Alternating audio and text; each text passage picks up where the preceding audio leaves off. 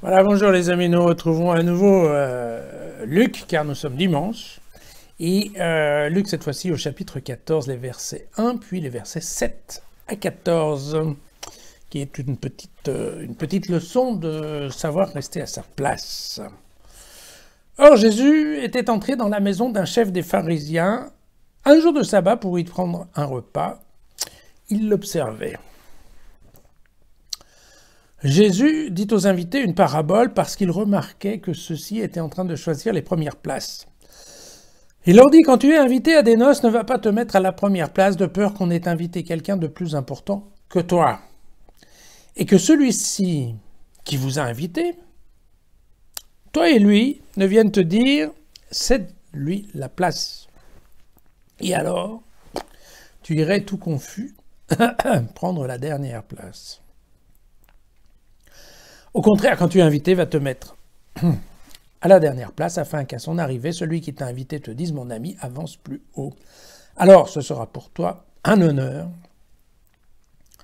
devant tous ceux qui seront à table avec toi. Car tout homme qui s'élève sera abaissé et celui qui s'abaisse sera élevé. Puis il y a encore un petit paragraphe que nous rajoute Luc. Il dit aussi à celui qui l'avait invité, quand tu donnes un déjeuner ou un dîner, n'invite pas tes amis, ni tes frères, ni tes parents, ni de riches voisins, sinon eux aussi t'inviteront en retour et cela te sera rendu. Au contraire, quand tu donnes un festin, invite des pauvres, des estropiés, des boiteux, des aveugles, et tu seras heureux parce qu'ils n'ont pas de quoi te rendre. En effet, cela te sera rendu à la résurrection des justes.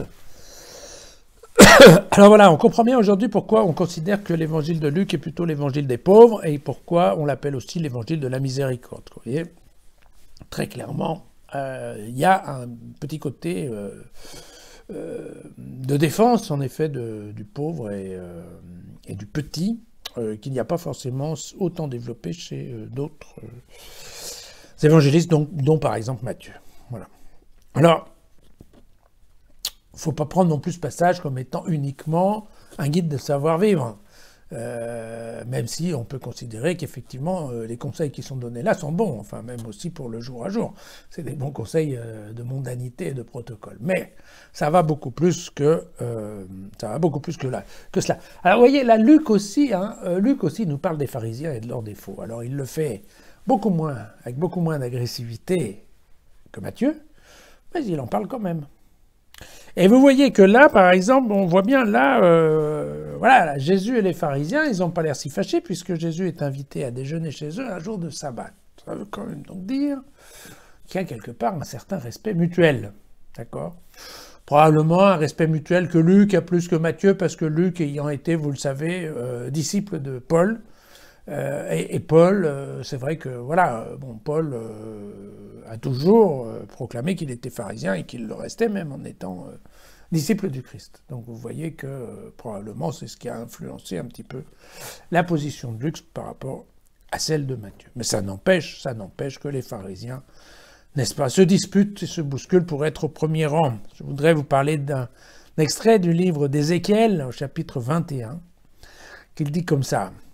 Qu'on ôte le turban, qu'on enlève la couronne, les choses ne seront plus comme elles étaient. Qu'on élève ce qui est bas, qu'on abaisse ce qui est élevé. Et voilà. Et donc, bon, typiquement, vous voyez d'où ça sort. Alors dans ce passage, c'est amusant parce qu'on a l'impression que Luc réserve la résurrection aux justes, puisque c'est le sens du dernier paragraphe. En effet, cela te sera rendu à la résurrection des justes. En fait, c'est une position qu'il n'aura plus au niveau des actes des apôtres, puisqu'aux actes des apôtres, donc en effet un petit peu plus tard en termes de chronologie, là par contre il considérera qu'effectivement, à la fois les justes et les pécheurs ont droit à la résurrection. Donc, vous voyez comme quoi, effectivement, Luc a évolué dans sa manière de penser.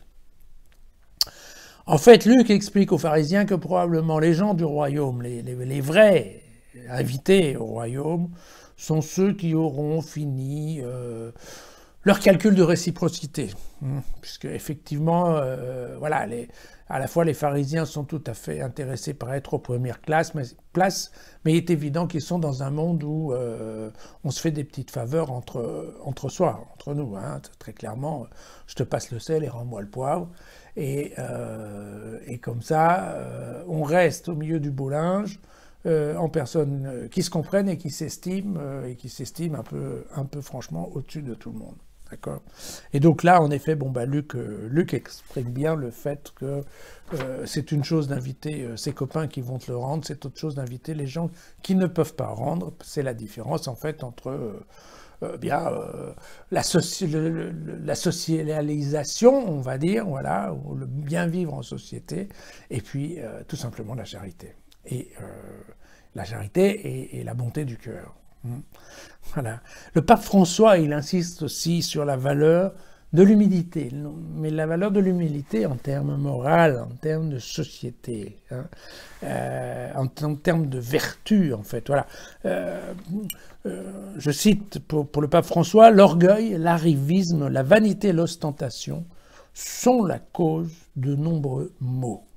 Et donc, on comprend bien que le pape François, lui aussi, a lu cet évangile. Voilà. En conclusion, je vous dirais quand même que ces derniers temps, on apprend beaucoup sur ce qu'on doit faire au moment des noces, n'est-ce pas?